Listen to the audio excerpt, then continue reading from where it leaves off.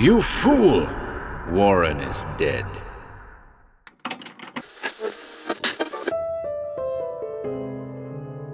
Welcome to HorrorBabble.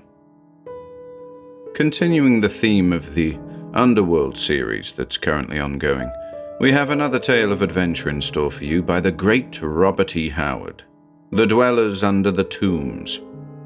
Published posthumously, the story first appeared in the 1976 collection Lost Fantasies 4, edited by Robert Weinberg, and tells of a horrifying descent into a subterranean labyrinth beneath the Dagoth Hills. We hope you enjoy this one.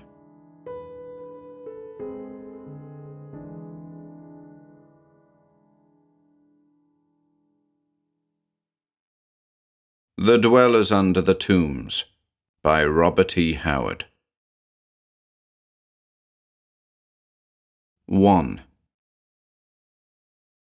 I awoke suddenly and sat up in bed, sleepily wondering who it was that was battering on the door so violently. It threatened to shatter the panels. A voice squealed, sharpened intolerably, as with mad terror. "Conrad! Conrad!" Someone outside the door was screaming. "For God's sake, let me in. I've seen him. I've seen him."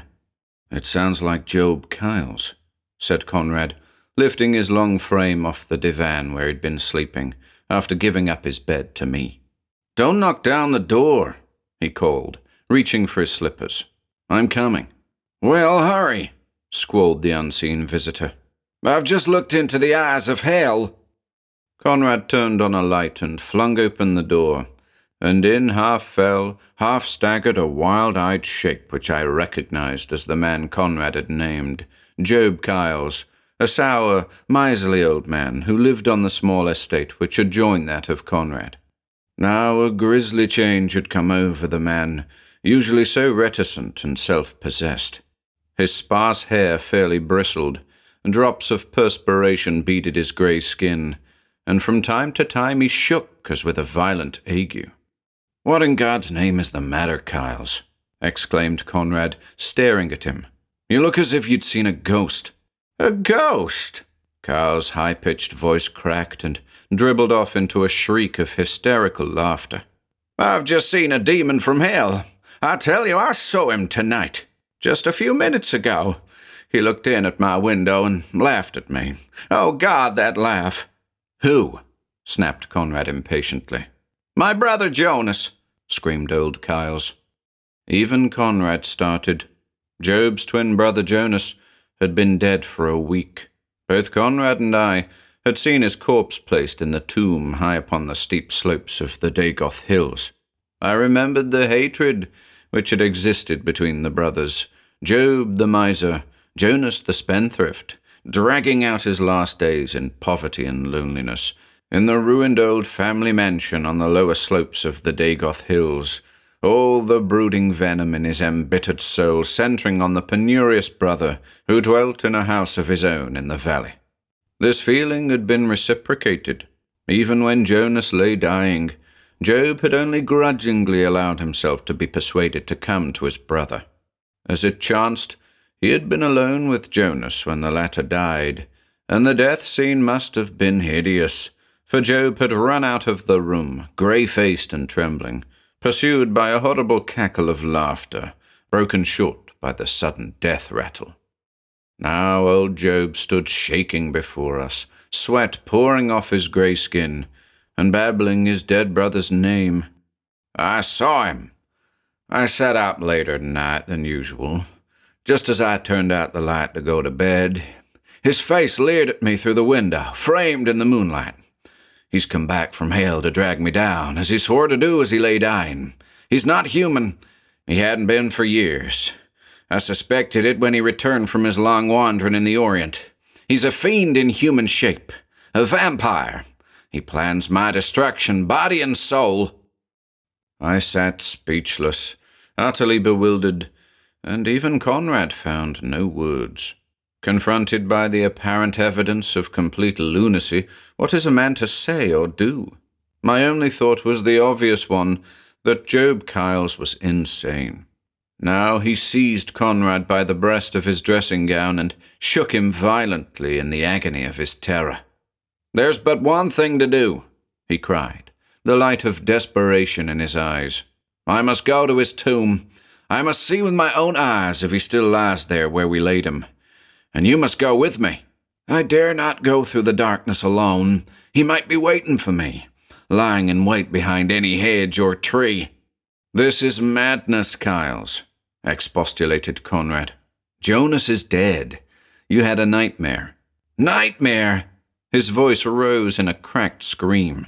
"I've had plenty since I stood beside his evil deathbed and heard the blasphemous threats pour like a black river from his foaming lips, but this was no dream. I was wide awake, and I tell you I saw my demon brother Jonas leering hideously through the window at me." He wrung his hands, moaning in terror, all pride, self-possession, and poise swept away by stark, primitive, animal terror. Conrad glanced at me, but I had no suggestion to offer. The matter seemed so utterly insane that the only thing obvious seemed to summon the police and have old Job sent to the nearest madhouse. Yet there was in his manner a fundamental terror which seemed to strike even deeper than madness, and which, I will admit, caused a creepy sensation along my spine. As if sensing our doubt, he broke out again. "I know you think I'm crazy. I'm sane as you. But I'm going to that tomb if I have to go alone. And if you let me go alone, my blood will be on your heads. Are you going?" "Wait." Conrad began to dress hurriedly. "We'll go with you. I suppose the only thing that will destroy this hallucination is the sight of your brother in his coffin." "Aye." Old Job laughed terribly. "In his tomb, in the lidless coffin. Why did he prepare that open coffin before his death and leave orders that no lid of any sort be placed upon it?" "He was always eccentric," answered Conrad. "He was always a devil," snarled old Job. "We hated each other from our youth. When he squandered his inheritance and came crawling back, penniless, he resented it because I would not share my hard-gotten wealth with him. The black dog, the fiend from purgatory's pits."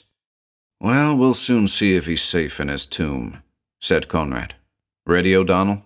"Ready," I answered, strapping on my holstered .45.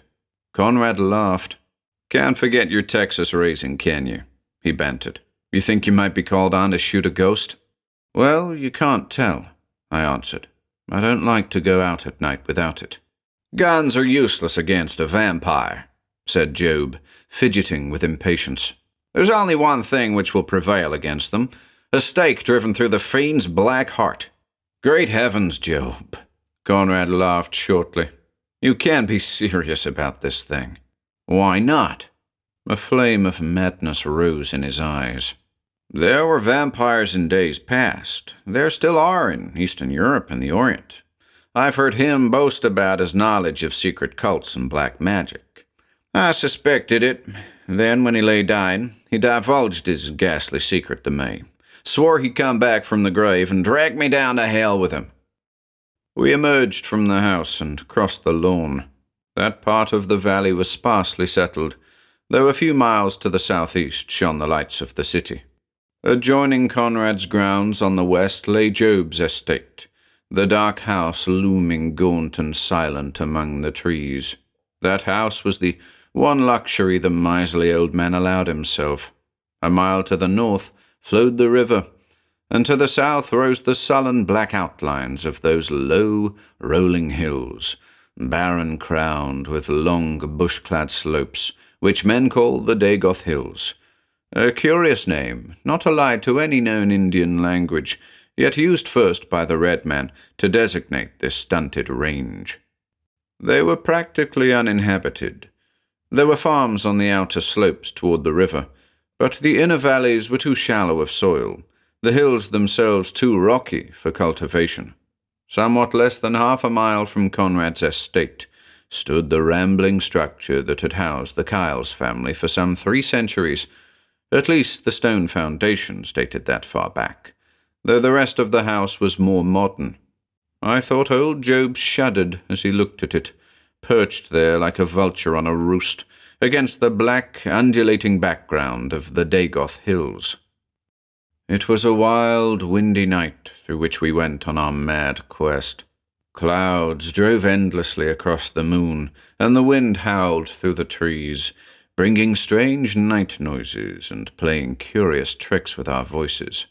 Our goal was the tomb which squatted on an upper slope of a hill which projected from the rest of the range, running behind and above the high tableland on which the old Kyle's house stood.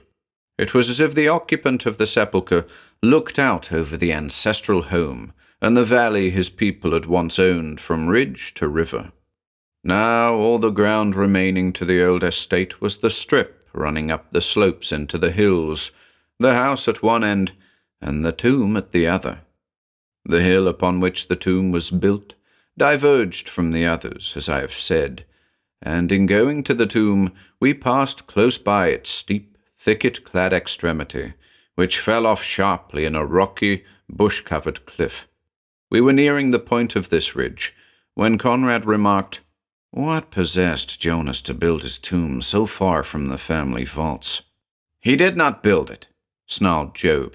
"It was built long ago by our ancestor, old Captain Jacob Cowles, for whom this particular projection is still called Pirate Hill, for he was a buccaneer and a smuggler. Some strange whim caused him to build his tomb up there, and in his lifetime he spent much time there alone, especially at night. But he never occupied it, for he was lost at sea in a fight with a man-of-war. He used to watch for enemies or soldiers from that very bluff there ahead of us, and that's why people call it Smuggler's Point to this day. The tomb was in ruins when Jonas began living at the old house, and he had it repaired to receive his bones. Well, he knew he dared not sleep in consecrated ground. Before he died, he had made full arrangements. The tomb had been rebuilt, the lidless coffin placed in it to receive him." I shuddered in spite of myself.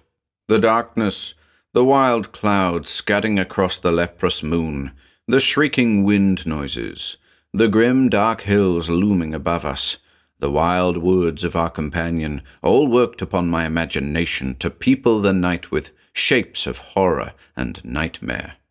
I glanced nervously at the thicket-masked slopes, black and repellent in the shifting light, and found myself wishing we were not passing so close to the bush-grown, legend-haunted cliffs of Smuggler's Point, jutting out like the prow of a ship from the sinister range. "I'm no silly girl to be frightened by shadows," old Job was chattering. "I saw his evil face at my moonlit window. I've always secretly believed that the dead walk the night. Now, what's that?" He stopped short, frozen in an attitude of utter horror. Instinctively, we strained our ears. We heard the branches of the trees whipping in the gale. We heard the loud rustling of the tall grass. "Only the wind," muttered Conrad. "It distorts every sound." No, I tell you, it was—" A ghostly cry came driving down the wind, a voice sharpened with mortal fear and agony. "Help! Help! Oh, God, have mercy! Oh, God! Oh, God!"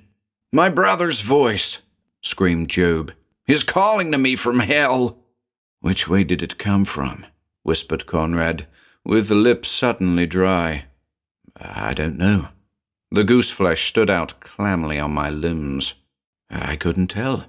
It might have come from above, or below. It sounds strangely muffled." "The clutch of the grave muffles his voice," shrieked Job. "The clinging shroud stifles his screams. I tell you, he howls on the white-hot grids of hell and would drag me down to share his doom. On to the tomb." "The ultimate path of all mankind," muttered Conrad, which grisly play on Job's words did not add to my comfort. We followed old Kyles, scarcely able to keep pace with him as he loped, a gaunt, grotesque figure, across the slopes, mounting towards the squat bulk the elusive moonlight disclosed like a dully glistening skull. "Did you recognize that voice?" I muttered to Conrad. "I don't know. It was muffled, as you mentioned.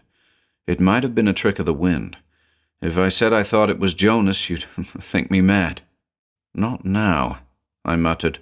"I thought it was insanity at the beginning, but the spirit of the night's gotten into my blood. I'm ready to believe anything." We had mounted the slopes and stood before the massive iron door of the tomb. Above and behind it, the hill rose steeply, masked by dense thickets. The grim mausoleum seemed invested with sinister portent, induced by the fantastic happenings of the night. Conrad turned the beam of an electric torch on the ponderous lock with its antique appearance. "This door has not been opened," said Conrad. "The lock has not been tampered with. Look, spiders have already built their webs thickly across the sill, and the strands are unbroken. The grass before the door has not been mashed down, as would have been the case had anyone recently gone into the tomb, or come out." "What are doors and locks to a vampire?" whined Job. "They pass through solid walls like ghosts. I tell you, I will not rest until I have gone into that tomb and done what I have to do. I have the key, the only key there is in the world which will fit that lock." He drew it forth, a huge old-fashioned implement, and thrust it into the lock. There was a groan and creak of rusty tumblers, and old Job winced back, as if expecting some hyena-fanged ghost to fly at him through the opening door. Conrad and I peered in, and I will admit I involuntarily braced myself, shaken with chaotic conjectures. But the blackness within was Stygian. Conrad made to snap on his light, but Job stopped him.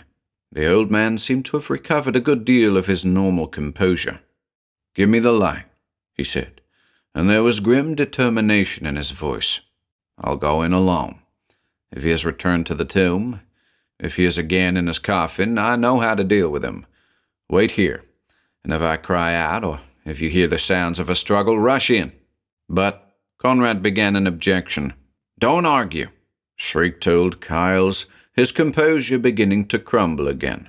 "This is my task, and I'll do it alone." He swore as Conrad inadvertently turned the light beam full in his face, then snatched the torch and, drawing something from his coat, stalked into the tomb, shoving the ponderous door to behind him. "More insanity," I muttered uneasily. Why was he so insistent that we come with him if he meant to go inside alone? And did you notice the gleam in his eyes? Sheer madness. "I'm not so sure," answered Conrad. "It looked more like an evil triumph to me. As for being alone, you'd hardly call it that, since we're only a few feet away from him. He has some reason for not wanting us to enter that tomb with him. What was it he drew from his coat as he went in?" "It looked like a sharpened stick and a small hammer. Why should he take a hammer, since there is no lid to be unfastened on the coffin?" "Of course," snapped Conrad. "What a fool I've been not to understand already. No wonder he wanted to go into the tomb alone. O'Donnell, he's serious about this vampire nonsense. Don't you remember the hints he's dropped about being prepared and all that? He intends to drive that stake through his brother's heart. Come on, I don't intend that he shall mutilate—" From the tomb rang a scream that will haunt me when I lie dying. The fearful timbre of it paralyzed us in our tracks, and before we could gather our wits, there was a mad rush of feet, the impact of a flying body against the door, and out of the tomb, like a bat blown out of the gates of hell, flew the shape of Job Kyles. He fell headlong at our feet, the flashlight in his hand striking the ground and going out. Behind him the iron door stood ajar, and I thought to hear a strange, scrambling, sliding noise in the darkness. But all my attention was reverted on the wretch who writhed at our feet in horrible convulsions. We bent above him. The moon, sliding from behind a dusky cloud, lighted his ghastly face, and we both cried out involuntarily at the horror stamped there. From his distended eyes, all light of sanity was gone, blown out as a candle is blown out in the dark. His loose lips worked, spattering forth. Conrad shook him. "Kyles, in God's name, what happened to you?" A horrible slavering mewling was the only answer. Then, among the drooling and meaningless sounds, we caught human words, slobbering and half inarticulate. The thing in the coffin. Then, as Conrad cried a fierce question, the eyes rolled up and set. The hard-drawn lips froze in a ghastly, mirthless grin, and the man's whole lank frame seemed to sink and collapse upon itself. "Dead," muttered Conrad, appalled. "I see no wound," I whispered, shaken to my very soul. "There is no wound, no drop of blood." Then, I scarcely dared put the grisly thoughts into words. We looked fearsomely at the oblong strip of blackness framed in the partly open door of the silent tomb. The wind shrieked suddenly across the grass, as if a paean of demoniac triumph, and a sudden trembling took hold of me. Conrad rose and squared his shoulders. "Come on," said he. "God knows what lurks in the hellish grave, but we've got to find out." The old man was overwrought, a prey to his own fears. His heart was none too strong. Anything might have caused his death. "Are you with me?" What terror of a tangible and understood menace can equal that of menace unseen and nameless? But I nodded consent, and Conrad picked up the flashlight, snapped it on, and grunted pleasure that it was not broken. Then we approached the tomb as men might approach the lair of a serpent. My gun was cocked in my hand as Conrad thrust open the door. His light played swiftly over the dank walls, dusty floor, and vaulted roof, to come to rest on the lidless coffin which stood on its stone pedestal in the center. This we approached with drawn breath, not daring to conjecture what eldritch horror might meet our eyes. With a quick intake of breath, Conrad flashed his light into it. A cry escaped each of us. The coffin was empty. "My God," I whispered. "Job was right. But where is the vampire?" "No empty coffin frightened the life out of Job Kyle's body," answered Conrad. His last words were, "the thing in the coffin." Something was in it, something the sight of which extinguished Job Kyle's life like a blown-out candle. "But where is it?" I asked uneasily, a most ghastly thrill playing up and down my spine. "It could not have emerged from the tomb without our having seen it. Was it something that can make itself invisible at will? Is it squatting unseen in the tomb with us here at this instant?" "Such talk is madness," snapped Conrad, but with a quick instinctive glance over his shoulder to right and left. Then he added, "Do you notice a faint, repulsive odor about this coffin?" "Yes, but I can't define it." "Nor I. It isn't exactly a charnel house reek. It's an earthy, reptilian sort of smell. It reminds me faintly of scents I've caught in mines far below the surface of the earth. It clings to the coffin, as if some unholy being out of the deep earth had lain there." He ran the light over the walls again, and halted it suddenly, focusing it on the back wall, which was cut out of the sheetrock of the hill on which the tomb was built. "Look!" In the supposedly solid wall showed a long, thin aperture. With one stride, Conrad reached it, and together we examined it. He pushed cautiously on the section of the wall nearest it, and it gave inward silently, opening on such blackness as I had not dreamed existed this side of the grave. We both involuntarily recoiled and stood tensely, as if expecting some horror of the night to spring out at us. Then Conrad's short laugh was like a dash of icy water on taut nerves. "At least the occupant of the tomb uses an unsupernatural means of entrance and exit," he said. "This secret door was constructed with extreme care, evidently. See, it is merely a large upright block of stone that turns on a pivot, and the silence with which it works shows that the pivot and sockets have been oiled recently." He directed his beam into the pit behind the door, and it disclosed a narrow tunnel running parallel to the door sill, plainly out into the solid rock of the hill. The sides and floor were smooth and even, the roof arched. Conrad drew back, turning to me. "O'Donnell, I seem to sense something dark and sinister indeed here, and I feel sure it possesses a human agency. I feel as if we had stumbled upon a black, hidden river running under our very feet. Whither it leads, I cannot say, but I believe the power behind it all is Jonas Kyle's. I believe that old Job did see his brother at the window tonight. But, empty tomb or not, Conrad, Jonas Kyle's is dead. I think not. I believe he was in a self-induced state of catalepsy, such as is practiced by Hindu fakirs. I have seen a few cases, and would have sworn they were really dead. They have discovered the secret of suspended animation at will, despite scientists and skeptics. Jonas Kyle's lived several years in India, and he must have learned that secret somehow. The open coffin, the tunnel leading from the tomb, all point to the belief that he was alive when he was placed here. For some reason, he wished people to believe him to be dead. It may be a whim of a disordered mind. It may have a deeper and darker significance. In the light of his appearance to his brother and Job's death, I lean to the latter view. But just now my suspicions are too horrible and fantastic to put into words. But I intend to explore this tunnel. Jonas may be hiding in it somewhere. Are you with me? Remember, the man may be a homicidal maniac, or if not, he may be more dangerous even than a madman. I'm with you, I grunted, though my flesh crawled at the prospect of plunging into that nighted pit. But what about that scream we heard as we passed the point? That was no feigning of agony. And what was the thing Job saw in the coffin? I don't know. It might have been Jonas garbed in some hellish disguise.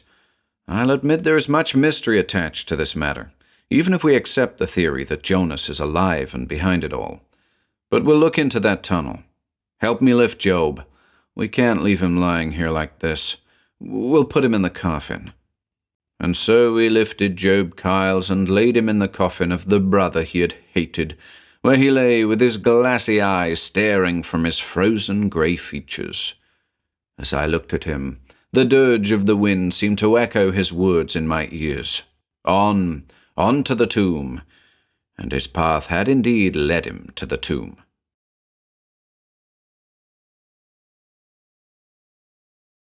Two. Conrad led the way through the secret door, which we left open. As we moved into that black tunnel, I had a moment of sheer panic, and was glad that the heavy outer door of the tomb was not furnished with a spring lock, and that Conrad had in his pocket the only key with which the ponderous lock could be fastened. I had an uneasy feeling that the demoniac Jonas might make fast the door, leaving us sealed in the tomb until Judgment Day. The tunnel seemed to run roughly east and west, following the outer line of the hill. We took the left-hand turn toward the east and moved along cautiously, shining the light ahead of us. "This tunnel was never cut by Jonas Kyles," whispered Conrad. "It has a very air of antiquity about it. Look." Another dark doorway appeared on our right. Conrad directed his beam through it, disclosing another, narrower passage. Other doorways opened into it on both sides. "It's a regular network," I muttered. "Parallel corridors connected by smaller tunnels. Who'd have guessed such a thing lay under the Dagoth Hills?" "How did Jonas Kyles discover it?" wondered Conrad. "Look, there's another doorway on our right, and another, and another. You're right, it's a veritable network of tunnels. Who in heaven's name dug them? They must be the work of some unknown prehistoric race. But this particular corridor has been used recently. See how the dust is disturbed on the floor? All the doorways are on the right, none on the left. This corridor follows the outer line of the hill, and there must be an outlet somewhere along it. Look!" We were passing the opening of one of the dark intersecting tunnels, and Conrad had flashed his light on the wall beside it. There we saw a crude arrow marked in red chalk, pointed down the smaller tunnel. "That can't lead to the outside," I muttered. "It plunges deeper into the guts of the hill." "Let's follow it anyway," answered Conrad.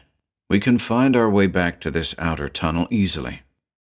So down with it we went, crossing several other larger corridors, and at each finding the arrow still pointing the way we were going.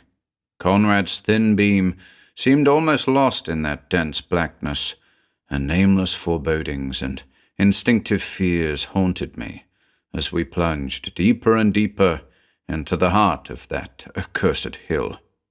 Suddenly, the tunnel ended abruptly in a narrow stair that led down and vanished in the darkness.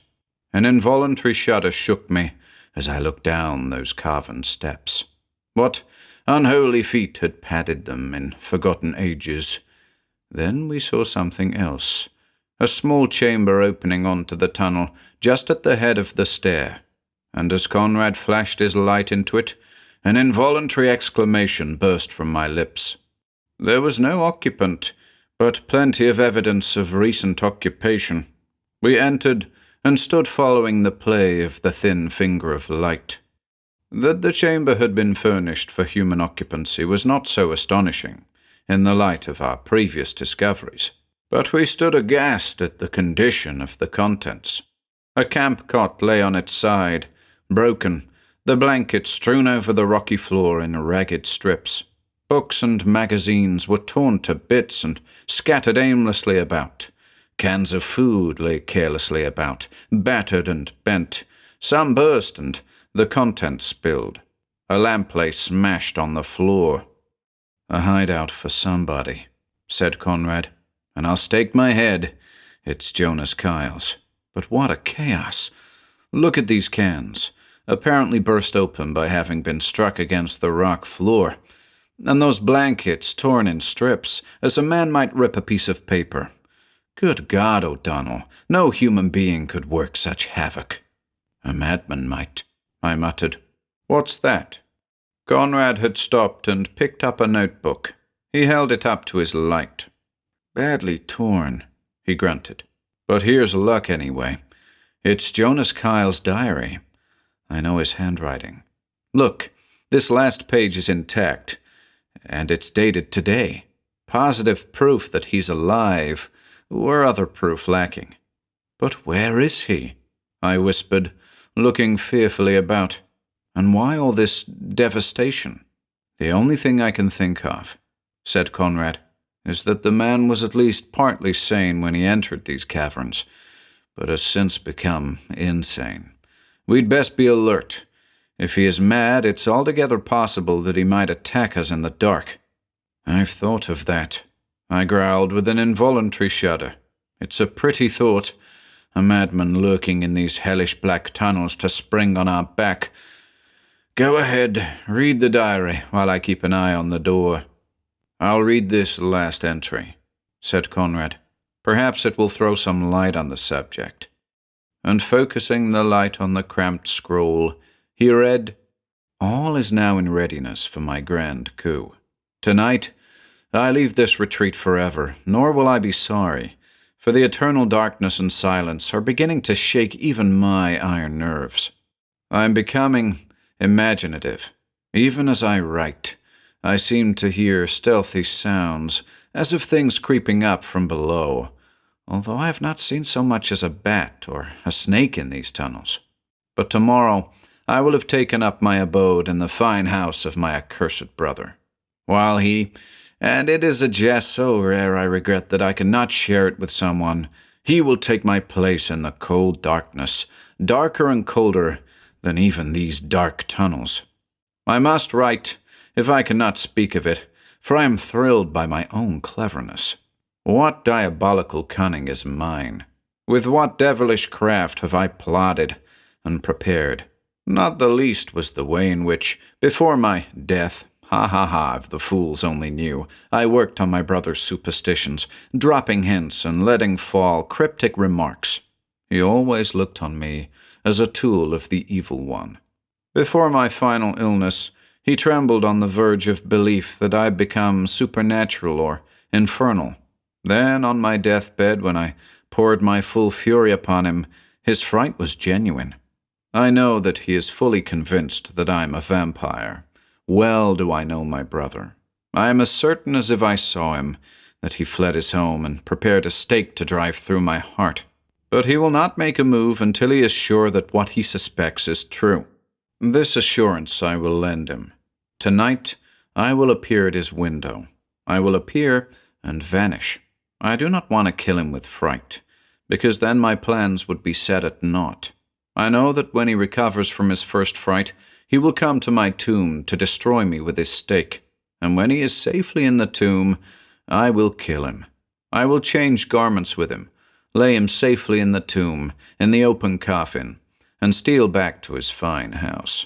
We resemble each other enough, so that with my knowledge of his ways and mannerisms, I can mimic him to perfection. Besides, who would ever suspect? It is too bizarre, too utterly fantastic. I will take up his life where he left off. People may wonder at the change in Job Kyles, but it will go no further than wondering.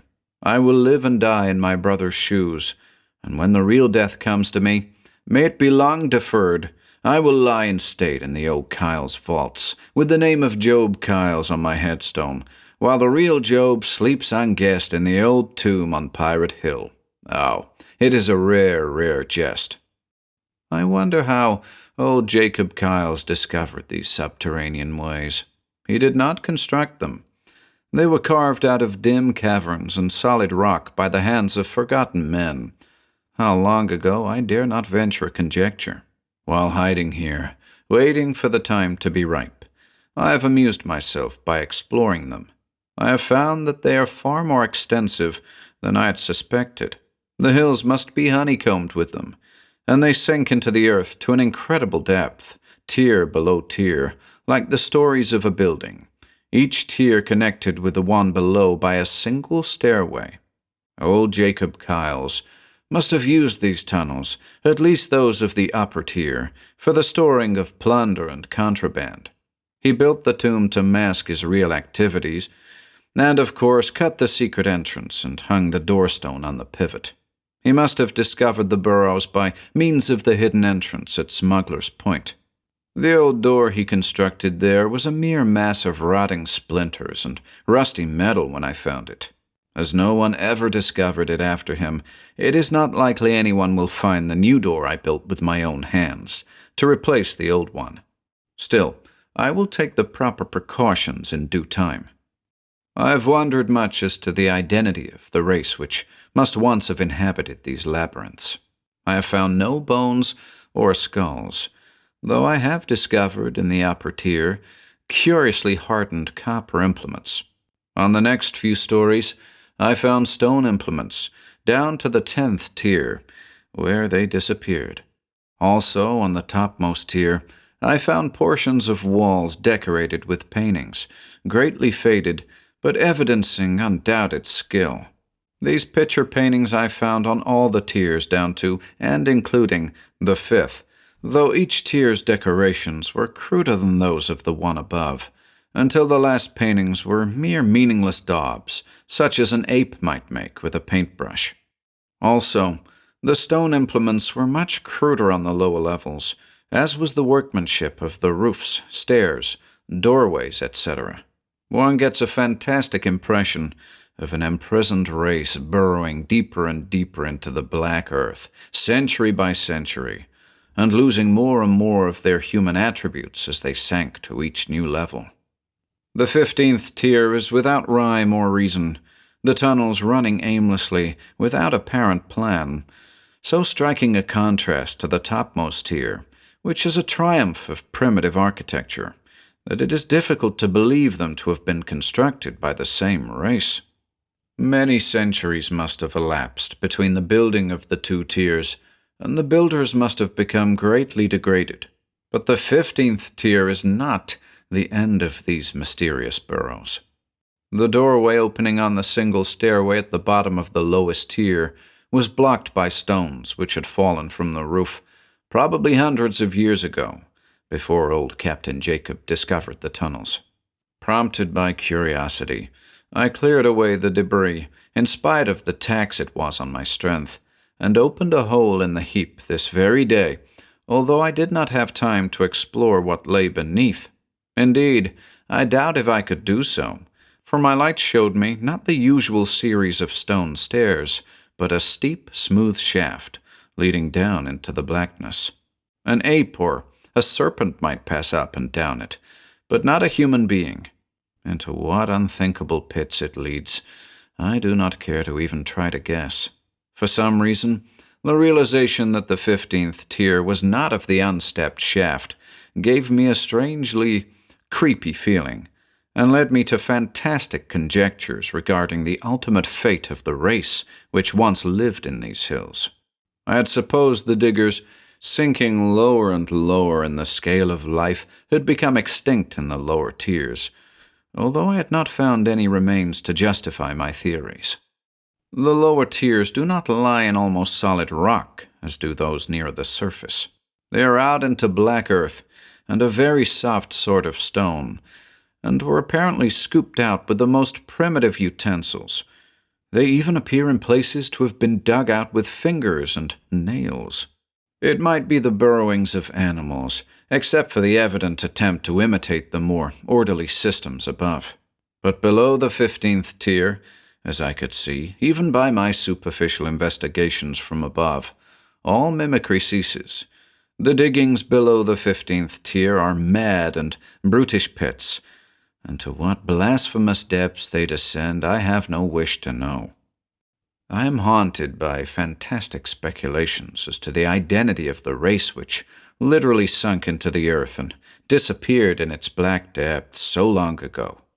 A legend persisted among Indians of this vicinity that many centuries before the coming of the white men, their ancestors drove a strange alien race into the caverns of the Dagoth Hills and sealed them up to perish.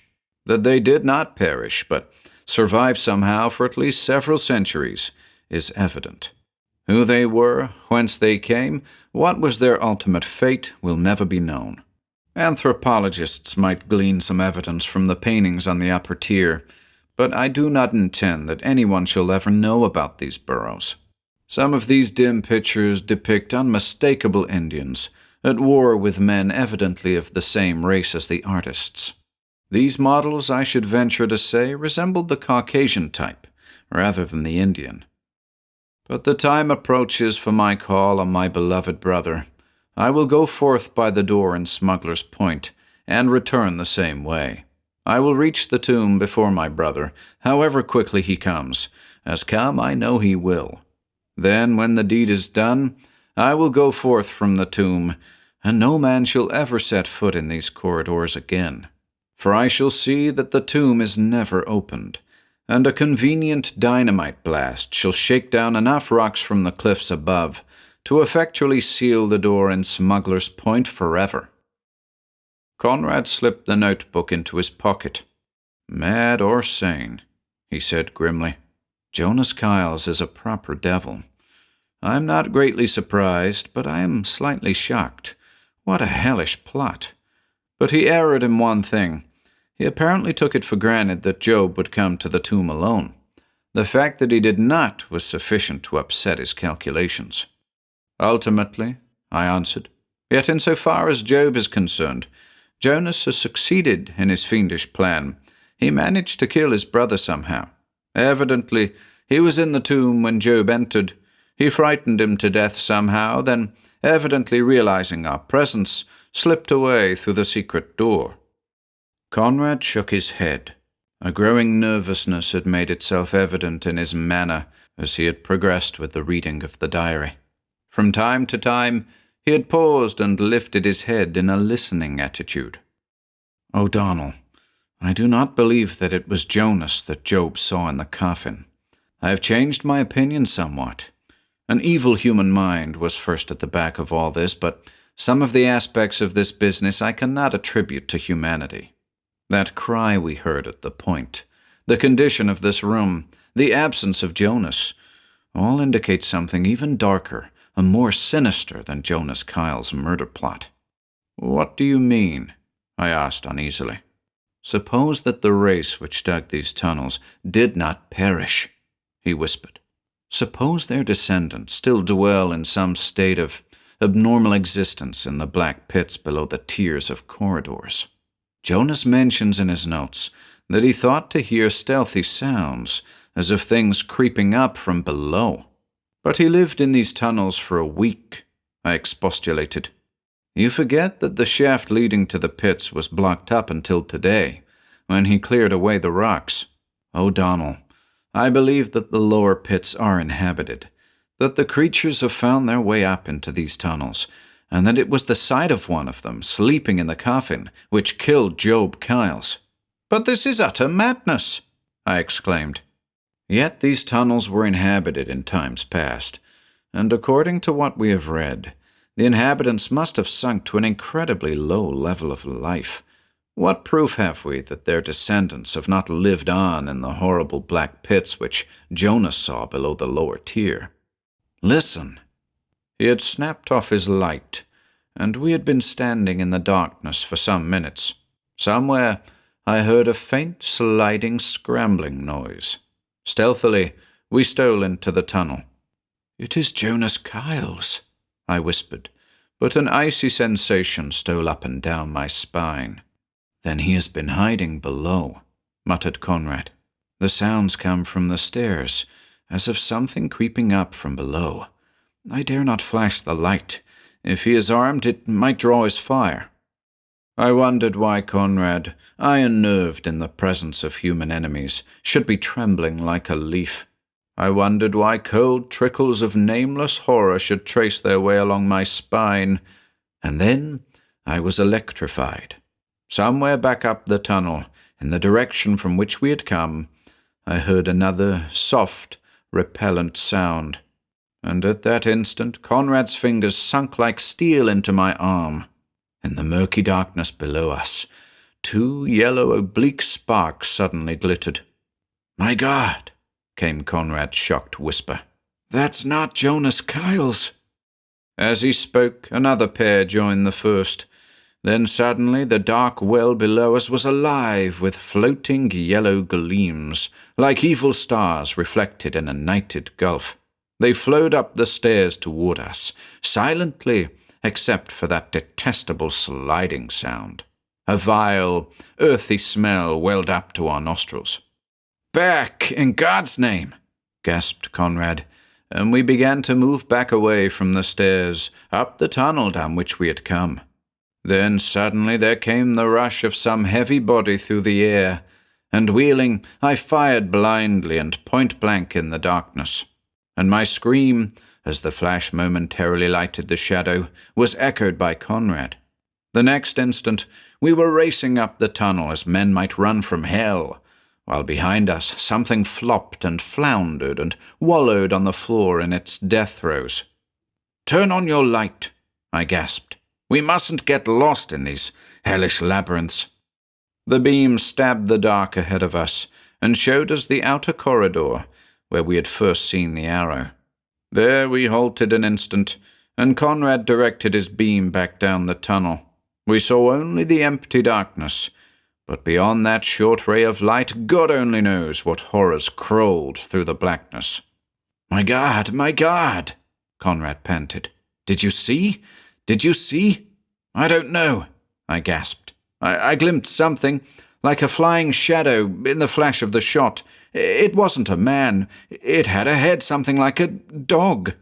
"I wasn't looking in that direction," he whispered. "I was looking down the stairs when the flash of your gun cut the darkness." "What did you see?" My flesh was clammy with cold sweat. "Human words cannot describe it," he cried. "The black earth quickened as with giant maggots, the darkness heaving and with blasphemous life. In God's name, let's get out of here, down this corridor to the tomb." But even as we took a forward step, we were paralyzed by stealthy sounds ahead of us. "The corridors are alive with them," whispered Conrad. "Quick, the other way. This corridor follows the line of the hill and must run to the door in Smuggler's Point." Until I die, I will remember that flight down that black, silent corridor, with the horror that slunk at our heels. I momentarily expected some demon-fanged spectre to leap upon our back or rise up out of the blackness ahead of us. Then Conrad, shining his dimming light ahead, gave a gasping sob of relief. "The door, at last! My God, what's this?" Even as his light had shone on a heavy iron-bound door, with a heavy key in the massive lock, he had stumbled over something that lay crumpled on the floor. His light showed a twisted human shape, its blasted head lying in a pool of blood. The features were unrecognizable, but we knew the gaunt, lank shape, still clad in the grave clothes. The real death had overtaken Jonas Kyles at last. "That cry as we passed the point tonight," whispered Conrad. "It was his death scream. He had returned to the tunnels after showing himself to his brother, and horror came upon him in the dark." Suddenly, as we stood above the corpse, we heard again that damnable sliding, scrambling noise in the darkness. In a frenzy, we leaped at the door, tore at the key, hurled open the door. With a sob of relief, we staggered into the moonlit night. For an instant, the door swung open behind us. Then, as we turned to look, a savage gust of wind crashed it shut. But before it closed, a ghastly picture leaped out at us, half-lighted by the straggling moonbeams, the sprawling, mutilated corpse, and above it a grey, shambling monstrosity, a flaming-eyed, dog-headed horror such as madmen see in black nightmares. Then the slamming door blotted out the sight, and as we fled across the slope in the shifting moonlight, I heard Conrad babbling, "Spawn of the black pits of madness and eternal night, crawling obscenities seething in the slime of the earth's unguessed deeps, the ultimate horror of retrogression, the nadir of human degeneration. Good God, their ancestors were men! The pits below the 15th tier, into what hells of blasphemous black horror do they sink, and by what demoniac hordes are they peopled? God protect the sons of men from the dwellers under the tombs."